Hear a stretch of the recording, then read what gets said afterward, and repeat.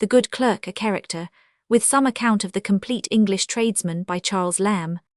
The Good Clerk, he writeth a fair and swift hand, and is competently versed in the 4 first rules of arithmetic, in the rule of 3, which is sometimes called the Golden Rule, and in practice. We mention these things that we may leave no room for cavillers to say that anything essential hath been omitted in our definition. Else, to speak the truth, these are but ordinary accomplishments, and such as every understrapper at a desk is commonly furnished with. The character we treat of soareth higher. He is clean and neat in his person, not from a vainglorious desire of setting himself forth to advantage in the eyes of the other sex, with which vanity too many of our young sparks nowadays are infected, but to do credit, as we say, to the office. For this reason he evermore taketh care that his desk or his books receive no soil, the which things he is commonly as solicitous to have fair and unblemished, as the owner of a fine horse is to have him appear in good keep. He riseth early in the morning, not because early rising conduceth to health, though he doth not altogether despise that consideration, but chiefly to the intent that he may be first at the desk. There is his post, there he delighteth to be, unless when his meals or necessity calleth him away, which time he alway esteemeth as lost, and maketh as short as possible. He is temperate in eating and drinking, that he may preserve a clear head and steady hand for his master's service. He is also partly induced to this observation of the rules of temperance by his respect for religion and the laws of his country, which things, it may once for all be noted, do add special assistances to his actions, but do not and cannot furnish the main spring or motive thereto. His first ambition, as appeareth all along, is to be a good clerk, his next a good Christian, a good patriot, pg 149 and c. Correspondent to this, he keepeth himself honest, not for fear of the laws, but because he hath observed how unseemly an article it maketh in the day book, or ledger, when a sum is set down lost or missing. It being his pride to make these books to agree, and to tally the one side with the other, with a sort of architectural symmetry and correspondence. He marrieth or marrieth not, as best suiteth with his employer's views. Some merchants do the rather desire to have married men in their counting-houses, because they think the married state a pledge for their servants' integrity, and an incitement to them to be industrious. And it was an observation of a late Lord Mayor of London, that the sons of clerks do generally prove clerks themselves, and that merchants encouraging persons in their employ to marry and to have families was the best method of securing a breed of sober, industrious young men attached to the mercantile interest. Be this as it may, such a character as we have been describing will wait till the pleasure of his employer is known on this point, and regulateth his desires by the custom of the house or firm to which he belongeth. He avoideth profane oaths and jesting, as so much time lost from his employ. What spare time he hath for conversation, which in a counting-house such as we have been supposing can be but small, he spendeth in putting seasonable questions to such of his fellows, and sometimes respectfully to the master himself, who can give him information respecting the price and quality of goods, the state of exchange, or the latest improvements in bookkeeping, thus making the motion of his lips as well as of his fingers subservient to his master's interest. Not that he refuseth a brisk saying, or a cheerful sally of wit, when it comes unforced, is free of offence, and hath a convenient brevity. For this reason he hath commonly some such phrase as this in his mouth. Or so upon the eve of any great holiday, of which he keepeth 1 or 2 at least every year, he will merrily say in the hearing of a confidential friend, but to none other, pg 150, or but then this must always be understood to be spoken confidentially, and, as we say, under the rose.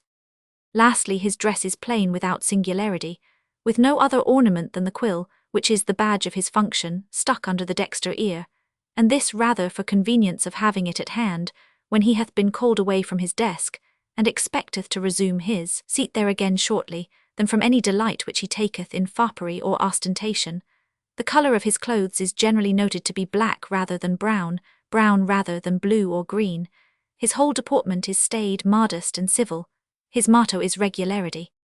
This character was sketched, in an interval of business, to divert some of the melancholy hours of a counting-house. It is so little a creature of fancy, that it is scarce anything more than a recollection of some of those frugal and economical maxims, which about the beginning of the last century, England's meanest period, were endeavoured to be inculcated and instilled into the breasts of the London apprentices, 23 by a class of instructors, who might not inaptly be termed the masters of mean morals. The astonishing narrowness and illiberality of the lessons contained in some of those books is inconceivable by those whose studies have not led them that way, and would almost induce one to subscribe to the hard censure which Drayton has passed upon the mercantile spirit.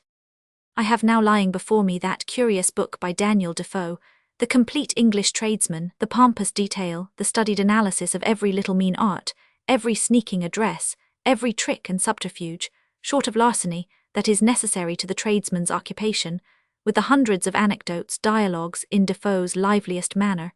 Inter pg 151 spurst, all tending to the same amiable purpose, namely, the sacrificing of every honest emotion of the soul to what he calls the main chance. If you read it in an ironical sense, and as a piece of covered satire, make it one of the most amusing books which Defoe ever writ, as much so as any of his best novels. It is difficult to say what his intention was in writing it. It is almost impossible to suppose him in earnest, yet such is the bent of the book to narrow and to degrade the heart, that if such maxims were as catching and infectious as those of a licentious cast, which happily is not the case, had I been living at that time, I certainly should have recommended to the grand jury of Middlesex, who presented the fable of the bees, to have presented this book of Defoe's in preference, as of a far more vile and debasing tendency. I will give one specimen of his advice to the young tradesman on the government of his temper. The retail tradesman in especial, and even every tradesman in his station, must furnish himself with a competent stock of patience. I mean that sort of patience which is needful to bear with all sorts of impertinence, and the most provoking curiosity that it is impossible to imagine the buyers, even the worst of them, are or can be guilty of. A tradesman behind his counter must have no flesh and blood about him, no passions, no resentment. He must never be angry, no, not so much as seem to be so, if a customer tumbles him £500 worth of goods, and scarce bids money for anything. Nay, though they really come to his shop with no intent to buy, as many do, only to see what is to be sold, and though he knows they cannot be better pleased than they are at some other shop where they intend to buy, 'tis all one, the tradesman must take it, he must place it to the account of his calling, that 'tis his business to be ill-used and resent nothing, and so must answer as obligingly to those that give him an hour or two's trouble and buy nothing, as he does to those who in half the time lay out £10 or £20. The case is plain, and if some do give him trouble and do not buy, others make amends and do buy. And as for the trouble, 'tis the business of the shop. Here follows a most admirable story of a mercer who, by his indefatigable meanness and more than Socratic patience under affronts, overcame and reconciled a lady, who upon the report of another lady that he had behaved saucily to some third lady, had determined to shun his PG 152 shop, but by the over-persuasions of a fourth lady was induced to go to it, which she does, declaring beforehand that she will buy nothing, but give him all the trouble she can.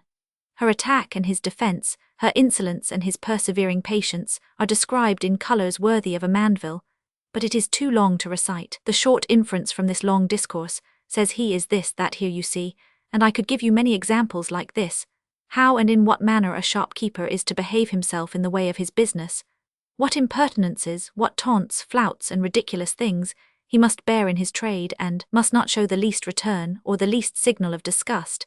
He must have no passions, no fire in his temper, he must be all soft and smooth, nay, if his real temper be naturally fiery and hot, he must show none of it in his shop. He must be a perfect complete hypocrite if he will be a complete tradesman. 24. It is true, natural tempers are not to be always counterfeited. The man cannot easily be a lamb in his shop and a lion in himself, but let it be easy or hard, it must be done and is done. There are men who have by custom and usage brought themselves to it, that nothing could be meeker and milder than they when behind the counter, and yet nothing be more furious and raging in every other part of life. Nay, the provocations they have met with in their shops have so irritated their rage, that they would go upstairs from their shop and fall into frenzies and a kind of madness, and beat their heads against the wall, and perhaps mischief themselves, if not prevented, till the violence of it had gotten vent, and the passions abate and cool. I heard once of a shopkeeper that behaved himself thus to such an extreme, that when he was provoked by the impertinence of the customers, beyond what his temper could bear, he would go upstairs and beat his wife, kick his children about like dogs, and be as furious for 2 or 3 minutes as a man chained down in Bedlam. And again, when that heat was over, would sit down and cry faster than the children he had abused, and after the fit he would go down into the shop again and be as humble, courteous, and as calm as any man would ever.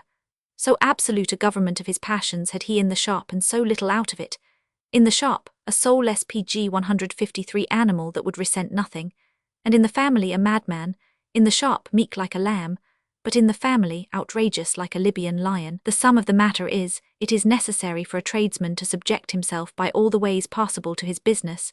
His customers are to be his idols. So far as he may worship idols by allowance, he is to bow down to them and worship them. At least he is not in any way to displease them, or show any disgust or distaste whatsoever they may say or do. The bottom of all is that he is intending to get money by them, and it is not for him that gets money to offer the least inconvenience to them by whom he gets it. He is to consider that, as Solomon says, the borrower is servant to the lender, so the seller is servant to the buyer. What he says on the head of pleasures and recreations is not less amusing. The tradesman's pleasure should be in his business, his companions should be his books. He means his ledger, waste book, and see, and if he has a family, he makes his excursions upstairs and no further. None of my cautions aim at restraining a tradesman from diverting himself, as we call it, with his fireside, or keeping company with his wife and children. Liberal allowance, nay, almost licentious and criminal indulgence, but it is time to dismiss this philosopher of meanness. More of this stuff would illiberalize the pages of the Reflector. Was the man in earnest, when he could bring such powers of description, and all the charms of natural eloquence, in commendation of the meanest, vilest, wretchedest degradations of the human character? Or did he not rather laugh in his sleeve at the doctrines which he inculcated, and retorting upon the grave citizens of London their own arts, palm upon them a sample of disguised satire under the name of wholesome instruction? L.B.